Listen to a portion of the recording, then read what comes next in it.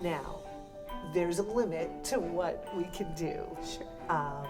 So the limits of viability, the edge of viability where we can meaningfully intervene, have come down compared to when I started. We're down to about what I call about half-baked, about 22 weeks gestation, with term being 40. There are increasing cases at 21, but those are the rare ones. Sure.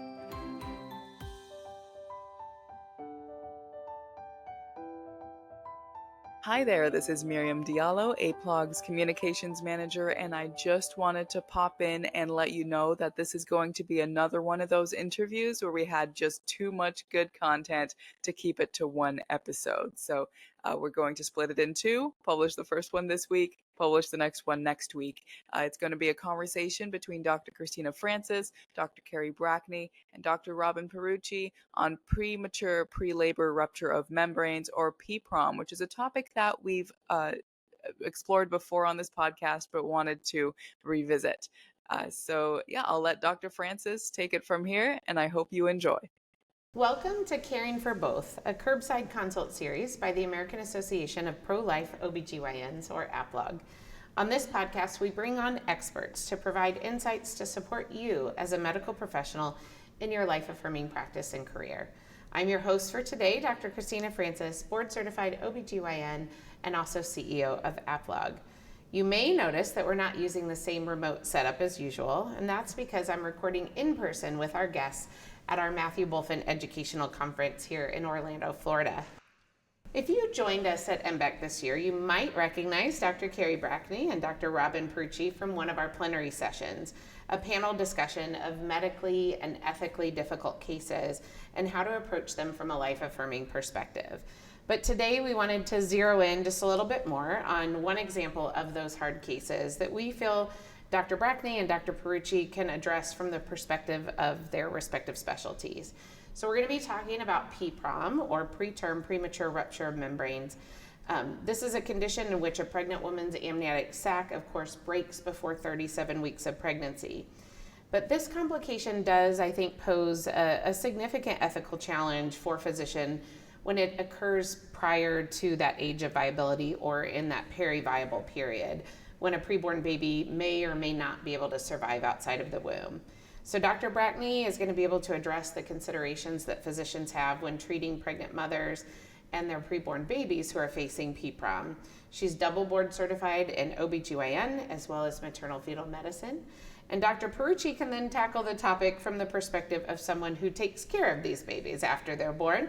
She is a board-certified neonatologist and was a guest on our podcast last year to talk about caring for babies with life-limiting diagnoses. So Dr. Brackney, Dr. Pierucci, thank you so much for joining us today. It's a pleasure. Yeah, thanks for having us.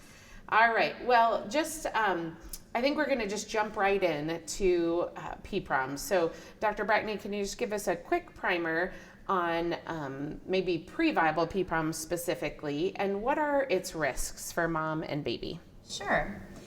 So when we're thinking about viability, we consider the area of periviability to range from as early as 20 weeks and as late as 26 weeks, 0 days.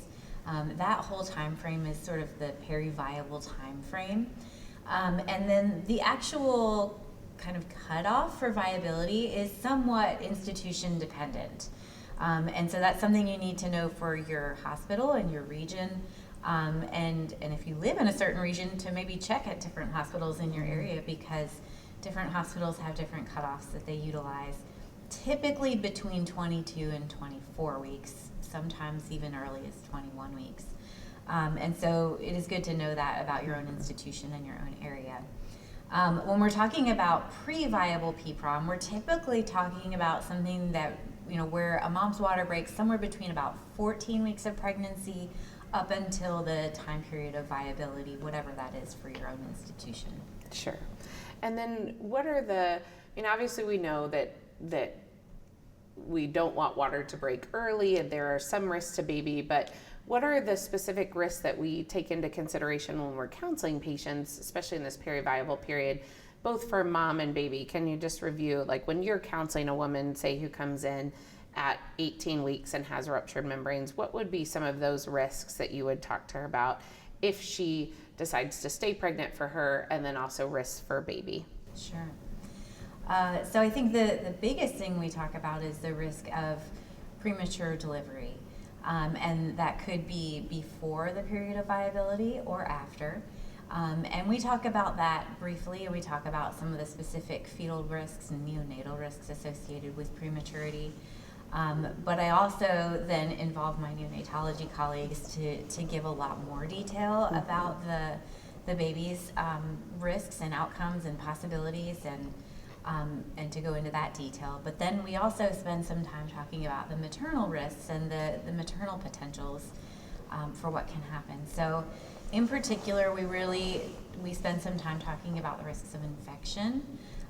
There is a significant risk that once the water has broken, you lose that barrier that prevents the microbes from ascending up into the uterus. And so there's a risk of intraamniotic infection. And likewise, after the baby is born, there's a risk of postnatal intrauterine infection or endometritis. Any mom who has an intrauterine infection has that chance that it could then spread and go into her bloodstream, which is sepsis. And sepsis, obviously, it can be life-threatening. And we know that about 6 to 7% of women who are faced with previable PPROM have a risk of sepsis, regardless of how it's managed. And then we also have other risks that we have to watch for. So risks of bleeding or placental abruption. And we think some of that is due to the sudden change in uterine volume and shape that may cause the placenta to kind of peel away from the uterine wall and lead to bleeding. But there may be other factors that contribute as well. And that bleeding can be significant. It can result in blood transfusion or, again, early delivery. And then there is a small risk of cord prolapse, where the umbilical cord could then slip down through the cervix into the vagina, and that, really becomes an emergent situation for delivery. And then we also just talk about the risks of preterm birth, preterm delivery, preterm labor. I counsel most moms that there's about a 50% chance that she'll go into labor in the next week. That risk is actually a little lower the earlier you are in pregnancy at the time of rupture, and a little bit higher as you get closer to viability. And so, we're watching for signs and symptoms of all of those things. And then the other thing we also talk about is just the mode of delivery, right? So if you have a baby who is head down, cephalic, and doing well, a vaginal birth, of course, is the ideal. But if we are in a situation where a cesarean is indicated, then we've also got to talk about the risks and benefits of C-section. Sure. And if it's a really early C-section in the periviable time frame, then what kind of C-section, right? So there's a much higher chance of having to do an up and down vertical uterine incision called a classical cesarean. And that has higher risks for mom, higher risk of bleeding, and has impacts on future pregnancies as well. Yeah, absolutely. Well, you said you involve your neonatology colleagues at your hospital. So Dr. Pierucci, when you are called in, woman gets admitted with ruptured membranes at 18, 19 weeks, and she's trying to decide, what do I do in this circumstance? What do you how do you approach that with families? What do you tell them about the risk then for baby of having the water broke that early and potentially preterm delivery? Yeah, so tagging on to what Kerri was saying, yes, the risk of infection is quite a big deal. The babies at these early stages just really don't have much of an immune system. Sure. So we would pretty much, when I hear rupture of membranes just greater than 18 hours, we pretty much greet those kiddos with antibiotics when they're premature. And then we'll stop if we don't need them. Yeah. But we don't mess around because they can get so sick so fast. And then if that cord is prolapsed, so it's squashed, that's not just their feeding supply, that's their oxygen supply. Yeah. Because mom serves as the baby's lungs. Yeah. So the ramifications of if that is squished, for any amount of time because the baby is nesting against it and rubbing up against mom, what does that do for their brain if you're without oxygen for a substantial amount of time? So those are all very real concerns, and always when I get to talk with moms, talk about, we got to keep you both safe. So that's where this is a partnership. And so we're going to be looking to see, make sure, are you sick? Is the baby sick? How do we treat that mother-infant dyad? So the best outcome for both of you. Now, there's a limit to what we can do. Sure. So the limits of viability, the edge of viability where we can meaningfully intervene, have come down compared to when I started. We're down to about what I call about half-baked, about 22 weeks gestation, with term being 40. There are increasing cases at 21, but those are the rare ones. Sure. So yes, you absolutely need to ask, if you have a NICU in town where you're going to, what do they do? If your membranes rupture earlier than 22 weeks and they're not comfortable, it is very reasonable to ask, do I have somewhere in my region? Because we do transports. And do we need to get mom and baby there? Or would we do that afterward? It is safer for the baby if you don't have to do a transport. Sure. At those, and add one more factor. Right. So if we do transport before baby's Yes, born we versus like it. after, Bring them as a combination That's right. package. It's a much safer ride. They don't have to right. need. They don't need a car seat. You just need mom. Yeah. But the biggest thing for us so on top of just the risk of premature just being that, but without fluid, almost counterintuitively, the lungs don't develop. And that's one of those things, to what degree do they not develop? Ultrasounds, the pictures just don't really tell us the whole story. You can't really tell until you meet this little one and see what happens when Eric starts to expand them. It is exciting and dangerous because that fragile tissue can tear. And I can't give them new tissue. It's all about our gentle ventilation that we have now for our youngest, trying to help those lungs not be damaged by what we do, so that we can help our fetal people transition from their fetal physiology to something that resembles more what we have when we're term. The good news is, even when you're born at term, you literally still get millions of little sacs in those lungs, the alveoli, after birth. So there is real hope for repair and for getting healthy tissue. Our goal is to then not cause damage to what we have to work with. There are sometimes limits when the rupture of membranes is so early that the baby can't grow enough healthy tissue to keep up with the growing body.